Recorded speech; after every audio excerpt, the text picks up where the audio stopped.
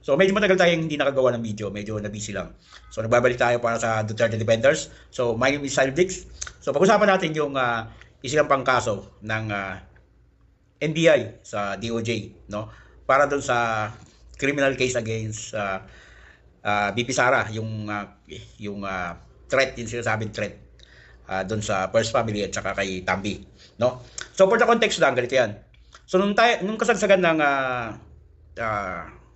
budget hearing ng kanilang OVP, Office of the Vice President, 'di ba? Dumating sa point na si Attorney Sulaika Lopez is, 'di ba, nagkaroon ng problema at kailangan dalhin sa ospital.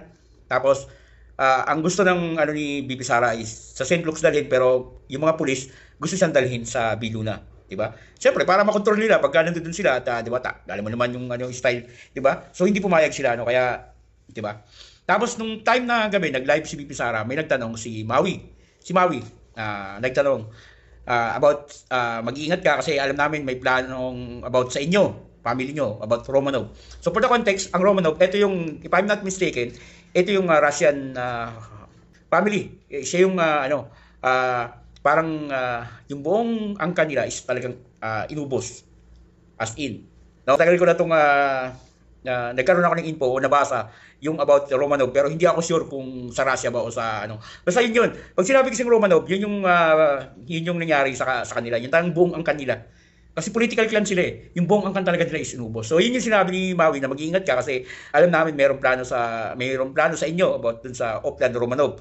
So sinabi na ni Bibi ngayon, so okay mag-alala, if may mangyari sa akin, pag namatay ako, meron na rin akong kinuhang tao para patayin din sila. So, yun lang yung nakakalungkot sa nangyayari ngayon sa gobyerno na to. Yung mga institusyon natin nagagamit para i-weaponize yung mga kalaban nila sa politika. 'Di ba? Mataas ang moral ng institusyon ng NBI. They are the one protecting the people, not the government o yung sino yung gobyerno o sino yung namumuno, kundi ang mga taong bayan. Pero ngayon, baliktad yung nangyayari. 'Di ba? Yung mismo ng NBI ang ginagamit para i-weaponize yung mga kalaban ng gobyerno sa politika. First time in history nung maupo itong matibag na to. Di ba? So, ang nangyayari, parang hindi na to nagtatrabaho para sa taong bayan, kundi nagtatrabaho na to sa gobyerno, sa mismong namumuno. Can you imagine? Di ba? Napakalinaw naman ang sinabi ni BP Sara. Di ba? Kung hindi ako mamamatay, wala rin naman mangyari sa inyo. Di ba? Doon yung galing sa konteksto ng pag-uusap nila ni Maui dun sa live ni BP Sara na sinabi ni Maui, mag-iingat ka kasi meron kami nakuhang info na Oplan Romanov, meaning, di ba, liliquidate buong clan. So, sinabi naman ni BP Sara, huwag kayong mag-alala, if may mangyari sa akin, meron na rin akong kinuhang tao na, papatay sa kanila. So, ibig sabihin, kung wala naman kayong ginawa kay BP Sara, hindi siya namatay, wala rin mangyayari sa inyo. So, ang problema na yun, alam ko naman si BP Sara, lang yun eh, salita lang niya yun talaga, hindi yun. Kumbaga, dala lang ng galit yun, pero wala talagang taong kinuha yun.